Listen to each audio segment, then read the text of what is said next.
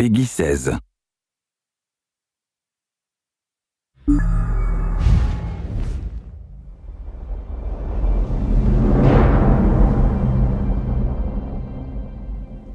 Howdy everyone, I am Paul Sage. I'm Nick Conkle. I'm Maria Alaprando. And I'm Rich Lambert. So today we're going to be showing you one of our veteran dungeons, and that is the Crypt of Hearts. This will be coming out around the end of June. The thing about veteran dungeons, in particular this very most recent one, is that they are hard. I think that's what we'll be showing a lot of here. The good news is that we have the benefit of editing to make us look like we never die, although we do die quite a bit. The bad news is that we're still going to be having to deal with this incredibly challenging encounter, and when you guys deal with it too, you'll really see how hard it can be. One of the things I'm trying to focus on as DPS is I'm going around and making sure I interrupt all the monsters. I have an ability called Deep Rest, which allows me to do a AoE interrupt. Also, I use a Standard of Might to stop taking a whole lot of damage. Speaking of dying, that's actually probably my responsibility. So I chose Sorcerer Tank for this, and I particularly like Sorcerer Tanks because not only do I have my sword and board, but my Sorcerer abilities augment that by allowing me to go into Lightning form, which gives me extra shielding. Of course, Puncture or Ransack with my sword and board abilities really keep the taunt alive on the monster, so the monster will follow me while everybody else does all the work. This boss is particularly challenging. I mean, in a lot of ways, it was the one that is has maybe the most learning curve, just because there's so many mechanics. You need to tank the boss and face her away from the group because she's going to shoot out this storm of lightning. She also picks a random person to drop an entire area that chases them, and they have to run a lap. You can see it happening right there to make sure that they don't get hit by it.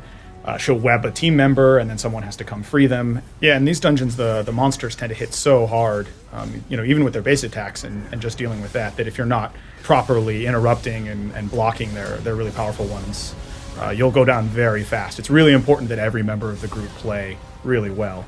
Healers, take note. You are going to be in for a lot of work. For this particular run, I was playing a Nightblade healer, basically using the restoration staff. I have my shield in there to help out when times get really close, and the rest of the time I'm running around trying to keep people alive and trying to stay out of the fire. Yeah. It's a pretty complicated fight to learn all the way through, but when everyone does their part right, you can take her down. Which is kind of what we did there. Which is totally what we did there. Yeah. In one take, too. That did not take 5 takes. First try. Yeah. Take that, Razzles Maz. I still don't know how you pronounce that name. All right, and here we are with a different boss encounter. This is actually starts off, it's kind of fools you. It starts off with 2 of these Daedra here that we're going to fight. One is lightning and one is fire. One of the reasons we went for the Flame Twin first was Rich is actually a vampire, so we're a little bit afraid of all the fire damage we're going to be taking, and since he's our main healer, we want to make sure that he doesn't suddenly get bursted down. Yeah, why did you pick a vampire, Rich? That is just my style. No tactical advantage, I just like the red eyes. I do. As Maria said, fire hurts. Skeletal. And he comes out, there. Yeah. He does the big stomp attack right off the get-go, so everyone has to just not rush in right away and get hit by the big stomp attack with it there. Oh god. But Yay, Paul. Paul and I are super excited about fighting this boss. So yeah, he summons these ads that you generally want to kite because they'll explode when they die. Meanwhile, you got to keep DPS on the boss off in the background, and then he'll initiate these waves of fire or lightning depending on the phase. And it kind of becomes every man for himself, right? You can see we're kind of working together here. Rich is doing a pretty good job of throwing out heals but a lot of times the group will get separated, and you just kind of have to do your best to avoid taking damage and keeping yourself alive for the duration, because it's so quick. These fires start dropping down. So you can see one here, like I'm way in the back, and oh well, I'm separated. I guess I'll just hang back here and hope I don't die. Yeah. So when Paul goes down here, right, and we can see the nifty death recap showing how he died. The key thing is it's not over, right? Maria can come in and run into battle res him. And while that's happening, we'll cut to that. I can stand back and tank him for a second with some roll dodging. I'll bow tank him. You can see there. I don't want to get hit with any of this because I'll just die. Yeah, so even though rolls are important, picking up the slack for others in your party who might not be as good is pretty common. So as he gets lower and lower, you can start seeing the cadence of these these explosions and lightning bolts starts going up. And it basically gets to the point where you can't hold it. You can't hold it together. It's going to fall apart, and it's just a race. It's a race for survival. It's a race to the finish. And everyone's spamming their abilities and their heals and just trying to stay alive as well as they can.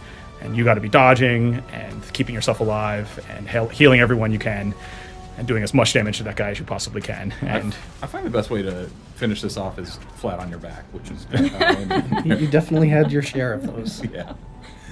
yeah, so first try we killed that guy, which is good because, you know, there was no editing there. All right, here we are. We're getting to the final boss battle in Crypt of Hearts here. And so this sword is something you run in, you activate, and you summon the boss. And you can kind of see a little bit about what's going on here. Just go touch it. I'm sure nothing bad will happen. The glowing sword in the middle Yeah, of the just room. go touch it.